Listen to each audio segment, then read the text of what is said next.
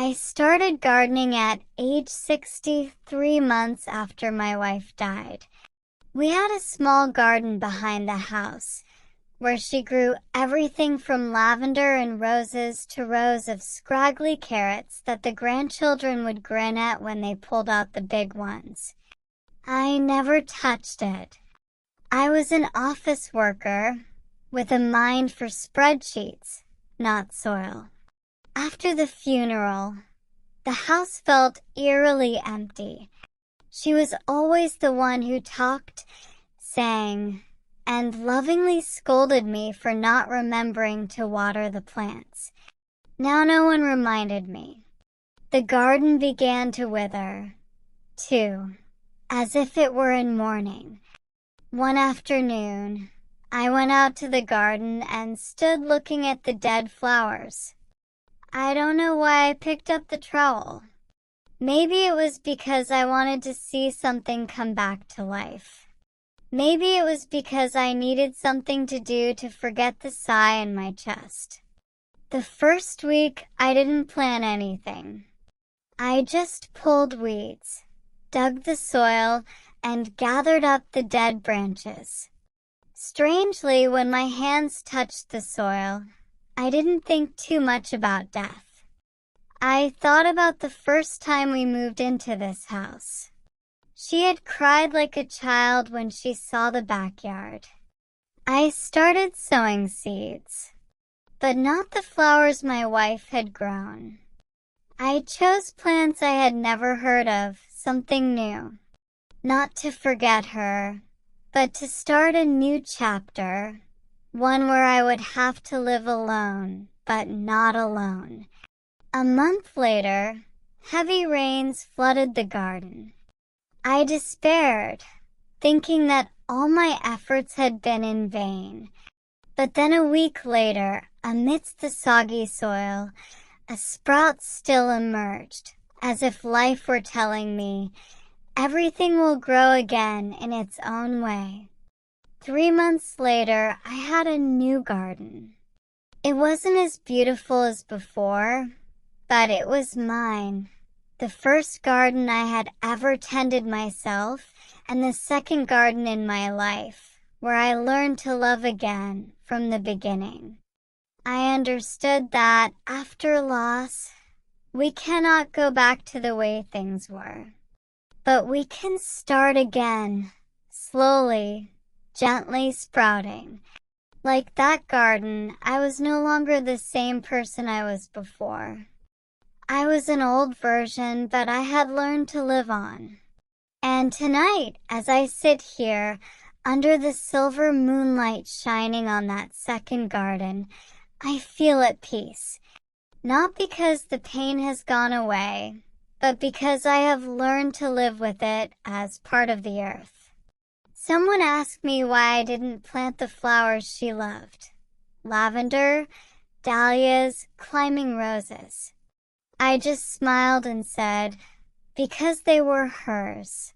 It sounds strange, but for me, the old garden was part of the world we lived in together. And this garden, the second garden, is where I learned to live when I was alone. The truth is, I used to dread the mornings. She used to wake up before me, sing softly in the kitchen, make tea, sometimes turn on the radio to listen to old country music. After she left, the house was so quiet that I almost went crazy. The only sound was the ticking of the clock, reminding me that with each passing second, I had to endure a little more longing. But the garden taught me something else. The dawn was not just the start of a new day. It was a reminder that I still had time to live. The first rays of sunlight filtering through the trees onto the dewy ground were a sign that said, today is also an opportunity. A chance to grow, to forgive, to remember, and to move on. I started keeping a record of what I grew, each plant, each flowering day. each bee that visited. I named each clump not after people, but after the emotions I was experiencing. There was a yellow chrysanthemum bush called Hope, which grew from a seed I thought was dead. A row of mint called Peace, because the smell always made me breathe deeper. Sometimes, I still look up at the old bedroom window where she used to stand watching me work in the garden. I wonder if she were still alive. Would she like the new garden? Then I think, maybe she would laugh and tell me I finally learned how to water plants without drowning the roots.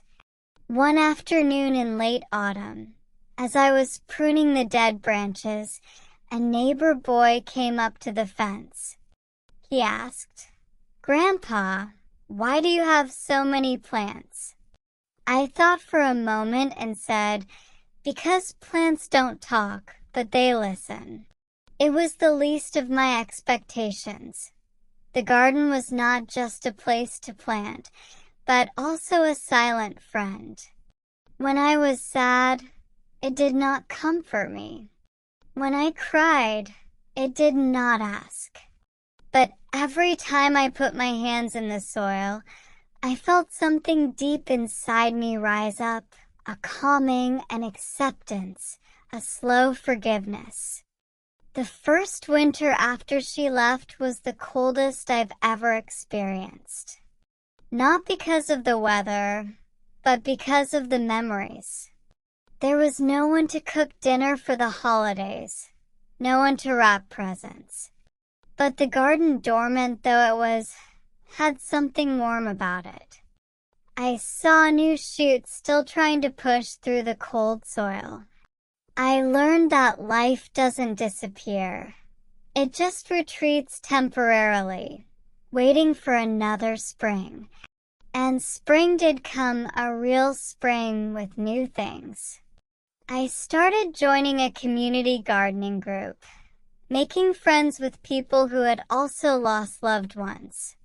We told each other stories, not to lament, but to understand that grief is something we all go through, but we don't have to go through it alone. I'm 70 now. My second garden is no longer a place to escape sadness. It's part of me, like my wrinkles, my gray hair, my voice that gets hoarser with age. It is where I cried, learned, healed, and truly lived.